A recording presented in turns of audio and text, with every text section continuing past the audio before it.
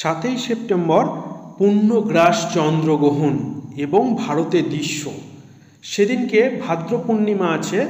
ভাদ্র পূর্ণিমা লাগবে 20 ভাদ্র 6ই সেপ্টেম্বর 1:07 রাত্রি এবং ছাড়বে 21শে ভাদ্র 7ই সেপ্টেম্বর রাত্রি 11:57 রবিবারে।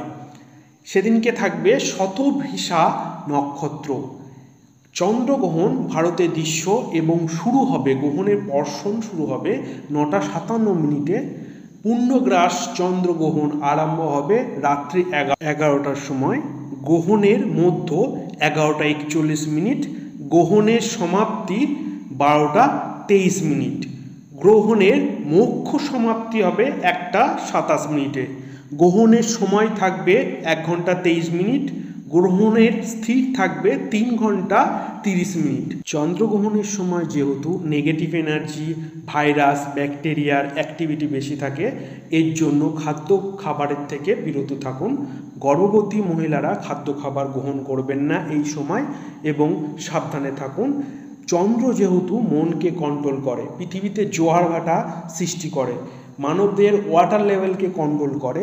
গ্রহণের সময় বশীকরণ, শত্রু দমন, গ্রহের প্রতিকার, গ্রহের কবচ তৈরি করলে খুব ভালো হয় এবং ব্ল্যাক ম্যাজিকে খুব ভালো ফল দেয়। বান মারা। গ্রহণের সময় যাদের গুরুমন্ত্র নেওয়া আছে তারা গুরুমন্ত্র জপ করবেন, এতে খুব ভালো ফল পাবেন। হনুমান চল্লিশার পাঠ করুন অথবা হনুমান চল্লিশা শুনুন অথবা গ্রহের মন্ত্র জপ করতে পারেন এই সময়ে। এবং যাদের গুরুমন্ত্র নেওয়া নেই তারা শিবের ওম নমঃ শিবায় জপ করতে পারেন।